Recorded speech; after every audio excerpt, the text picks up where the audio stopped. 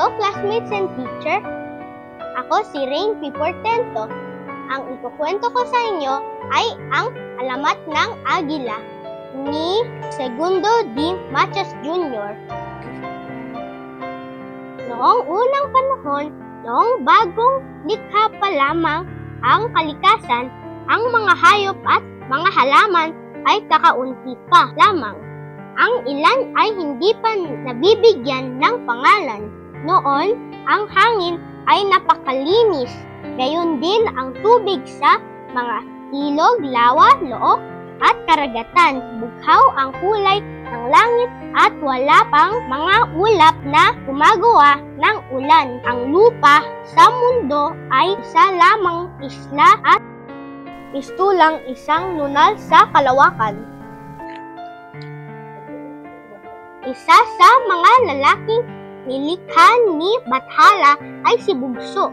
Lahat ng kailangan niya ay ibinibigay ni Bathala. Binigyan siya nito ng napakalaking palasyo. Minsan ay tumingala si Bugso sa langit. Bathala, di mo ba nakikita? Ilang araw na ako dito. Wala pa rin akong kasama.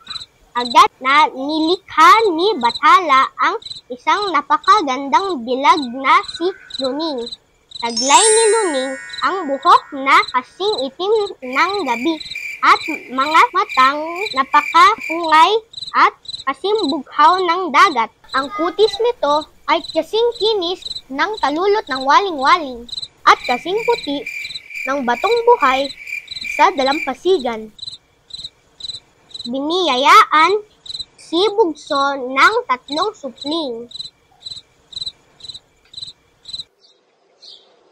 Hala, hindi sapat sa akin ang islang ito. Hindi pa lubos ang kaligayahan ko kahit may asawa at anak na ako. Ang mga hayop ay walang ginawa kundi kumain, matulog at magpadami. Nakakasawa na. Bigyan mo ako ng kakayahang makahinga sa ilalim ng dagat. Gusto kong maglakbay doon kasama ng mga nilikha mong lamang dagat. At ibinigay ni Bathala ang kanyang hiling.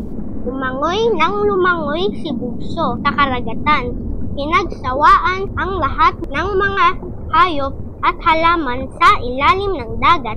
Natuwa siya nang malibot niya ang kabuuan ng karagatan, lalo na nang maabot niya ang pinakamalalim na bahagi niyon. Gandang-ganda siya sa kanyang nakita. Muli siyang tumingala sa langit.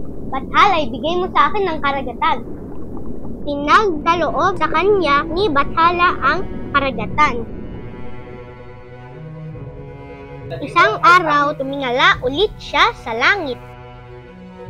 Bathala, lagay mo ang palasyo ko sa pinakatuktok at pinakamataas na bundok.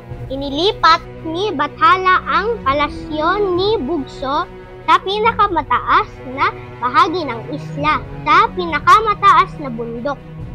Sa ituktok ay napansin ni Bugso ang ilang mga ibong nagsisiliparan sa himpapawid. Bathala, bigyan mo ako ng pakpak. Gusto ko din makalipad.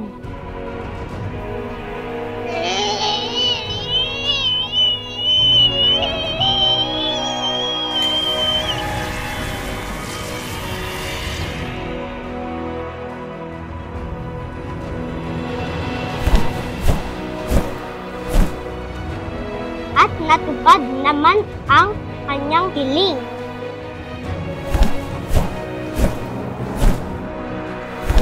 Lumipad ng lumipad si Bugso gamit ang kanyang mga bagong pakpak. Hindi siya nagsawang lumipad sa himpapawid. Pilit na naabot niya ang kalangitan, ngunit hindi niya maabot iyon. Hanggang sa siya ay napagod at bumagsak sa lupa.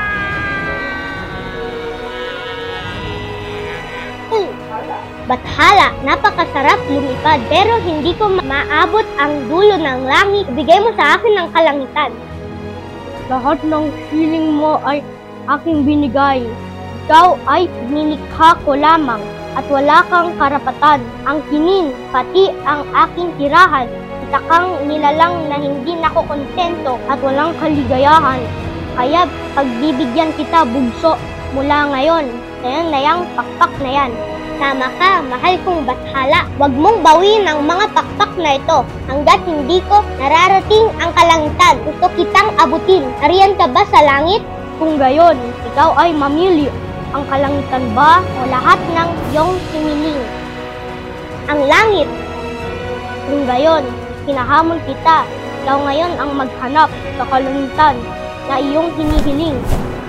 Hindi pa natatapos ni Bathala ang kanyang sasabihin nang biglang ibinukas ni Bugso ang kanyang malalapad na pakpak. Lumipad na siya ng lumipad. Pinagmasdan lamang ni Bathala ang paglipad ni Bugso habang ito ay papalayo ng papalayo. Kita niya kung paano ito lumipad pataas sa kalawakan na sila gustong abutin, takupin at yakapin ang langit.